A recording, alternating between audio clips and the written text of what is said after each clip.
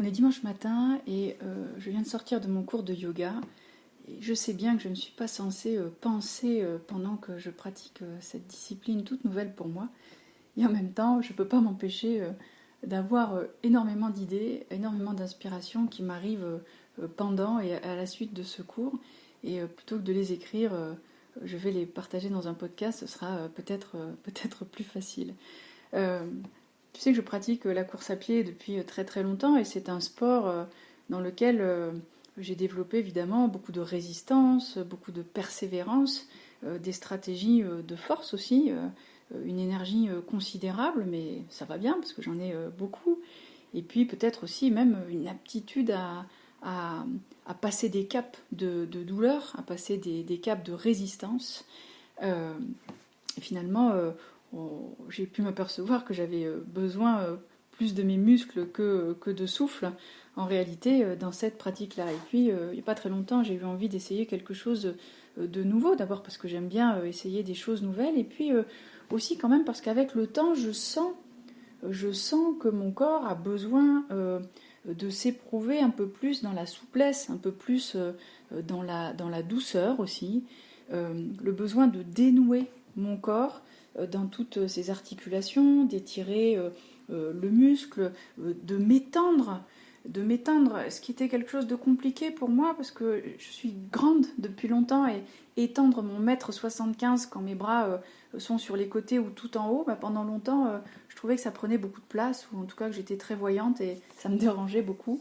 Et puis aujourd'hui évidemment un peu comme pour mon esprit, j'accepte aussi que mon corps s'expande, grandisse, s'étire, s'éprouve et prenne tout l'espace dont il a besoin pour exister.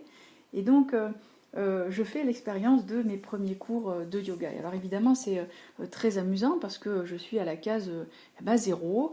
Et d'ailleurs, j'aurais pu aussi avoir un énorme complexe par rapport à toutes ces femmes magnifiques qu'on voit et qui font des positions extraordinaires sur Instagram ou ailleurs.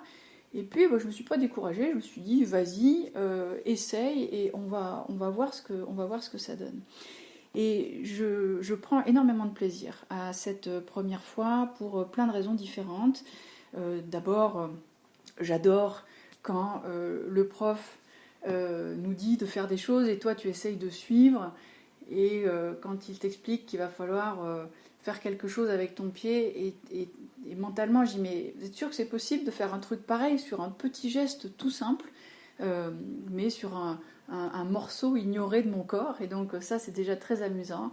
Et puis ensuite il vient te voir et puis il te dit non mais c'est pas avec le mental que vous allez réussir Delphine. Alors là tu comprends qu'il y a un gros travail encore à faire sur ce qu'on appelle le lâcher prise, parce que c'est vrai que c'est quand même très confortable de travailler avec son mental, mais je vois bien depuis quelque temps que c'est bien ailleurs que je vais chercher des ressources différentes et d'autres types de ressources dans le lâcher prise bien sûr. Et puis alors là où c'est très très très très drôle, c'est quand il vient à côté de moi, il me regarde, il soupire et puis il me dit bon, pour vous Delphine. Et il me fait un petit ajustement de l'exercice en cours. Donc là où je me serais peut-être, je sais pas, vexée ou sentie mal il y a quelque temps, aujourd'hui je trouve ça à la fois très amusant et absolument, absolument délicieux d'être nouvelle élève et de redémarrer de zéro, quelque chose que je connais absolument pas, une discipline sur laquelle j'ai eu beaucoup de préjugés aussi, et de me retrouver dans cet état de nouveauté absolue. J'aime beaucoup cette idée de travailler évidemment sur le mouvement. Le mouvement, c'est déjà quelque chose qui m'intéressait beaucoup dans la course, la fluidité du mouvement, mais aussi bien sûr sur la respiration. Et puis ce que j'adore, c'est cette espèce de lenteur et de précision qui va développer une puissance incroyable et où le corps et l'esprit s'unissent, pour pas dire se réunissent. C'est extrêmement intéressant. J'aime aussi pour l'instant... c'est encore très ténu cette sensation-là, mais j'éprouve comme si le dedans et le dehors se réunissaient finalement. Et donc à la fin du cours, c'est ça que je sens. Je me sens réunie, à la fois connectée à dedans et à dehors, et tout ça est cohérent, congruent. Donc du délice vraiment à démarrer quelque chose de nouveau, à à redevenir élève niveau 0. Et la question que j'ai pour toi ce matin, c'était quand ta dernière première fois? C'était quand ta dernière première fois? Alors dans le registre des premières fois, bien sûr, il y a plein de choses, hein, c'est très vaste. Hein, c'est quand la dernière fois que tu as appris quelque chose de nouveau, que tu es redevenu élève, que tu t'es mis dans une situation que tu ne connaissais pas, qui était nouvelle pour toi. C'était quand la dernière rencontre aussi, la dernière rencontre. Chaque rencontre est une première fois finalement. Qui va nous amener à explorer l'univers de l'autre. Enfin, en tout cas, quand on aime aller aux voyageurs, quand on aime rencontrer les gens. Et ma proposition du jour, finalement, c'est va plus souvent vers tes premières fois, parce que la première fois, c'est vraiment quelque chose d'important dans le développement de soi et le grandissement de soi-même pour plusieurs raisons. D'abord parce que chaque fois que tu es confronté à une première fois, et je dis confronté parce qu'il y a quand même une difficulté à accepter de se retrouver dans cette situation de je ne sais pas, je ne comprends pas, alors que d'autres comprennent et savent déjà et sont bien plus avancés que moi d'ailleurs. Donc c'est une difficulté, surtout quand on avance dans la vie, de se remettre volontairement dans une situation d'apprentissage. Et pourtant, c'est absolument nécessaire de continuer à apprendre, c'est-à-dire apprendre est une compétence qui ne se développe que par la pratique. Donc continuer à apprendre, pour continuer à apprendre, il faut bien savoir apprendre. Et on ne peut savoir apprendre qu'en apprenant des nouvelles choses, donc en allant s'inscrire à des courses différentes, peu importe ce que vous mettez dedans, mais en tout cas, réitérer des premières fois plus souvent, que ce soit sur des sujets évidemment d'apprentissage, de connaissances, de pratique ou aussi de rencontres, bien évidemment. L'exploration d'autrui étant un voyage extraordinaire. Et puis pourquoi c'est aussi intéressant d'aller plus souvent vers ces premières fois, c'est que la première fois te fait éprouver ce sentiment absolument délicieux d'ignorance, ce sentiment de virginité sur un sujet. Et j'aime beaucoup ce film qui est un très beau film de Noël ou un film de famille qui s'appelle Family Man. Et il y a un passage comme ça, donc pour ceux qui ne connaissent pas l'histoire, hein, c'est l'histoire d'un trader américain qui a très très bien réussi dans la vie. Donc réussir dans la vie, ça veut dire qu'il a énormément d'argent, il a une carrière professionnelle brillante et un succès évidemment fou avec tout le monde, les femmes compris d'ailleurs. Et puis un soir de Noël, pas tout à fait comme un autre, il va se retrouver projeté comme un flashback dans son passé à un moment de sa vie.